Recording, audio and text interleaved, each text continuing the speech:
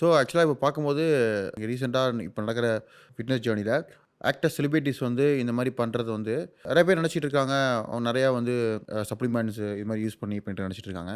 ஆனா சரி என்ன பொறுத்தவரைக்கும் வந்து அது மாரிலாம் செலிபிரிட்டீஸ் வந்து லாங் டெர்ம்ல பண்ண முடியாது. நான் நெறைய பேர் ட்ரெயின் பண்ணியிருக்கேன். ஸோ இந்த இடத்துல அவங்க அவங்க பண்ற விஷயம் வந்து பேசிக்கா வந்து அவங்களோட லைஃப் ஸ்டைல் பேஸ் பண்ணியிருக்கு. ஏன்னா அவங்க லைஃப் ஸ்டைல் இப்ப பொறுத்தவரைக்கும் எப்படின்னா, அவங்களோட பிசிக்கல் லவ் பண்ணி தான் அந்த ஒரு இண்டஸ்ட்ரிக்குள்ளயே வராங்க. நான் இருக்கிறதுனால தான் எனக்கு அது இருந்திருக்கு. அப்படிங்கும்போது அவங்களோட ஜர்னிய பார்க்கும்போது, அந்த ஃபிட்னஸ வந்து திரும்ப எடுத்துட்டு வரணும்னு உள்ளுக்குள்ள இருக்கக்கூடிய ஒரு சின்ன ஒரு வைப்ரேஷன் தான். ஸோ அந்த வைப் தான். அந்த வைப் வந்து அவங்க எப்பவுமே அத வந்து பண்ணணும், நம்ம இருக்கணுங்கிற மாரி ஒரு மைண்ட் செட் இருக்கிறதுனால மட்டும் தான் வர முடியுது. இதே வந்து ஜெனரல் பீப்பிள் அப்படி கிடையாது. ஜெனரல் பீப்பிள் கம்பேர் பண்ணும்போது அவங்க பிசினஸ் பண்றாங்க, வொர்க் பண்றாங்க. அவங்களுக்கு இந்த மாரி ஃபிட்டா மெயின்டெயின் பண்ணணும், என்ன இப்படி க்ரூம் பண்ணிக்கணும் அப்படிங்கிற மென்டாலிட்டி கிடையாது. ஆனா அது அவங்களுக்கு வந்து அத லவ் பண்ணனால தான் அவங்க இண்டஸ்ட்ரியிலே பெரிய ஆள் ஆனாங்க அவங்க.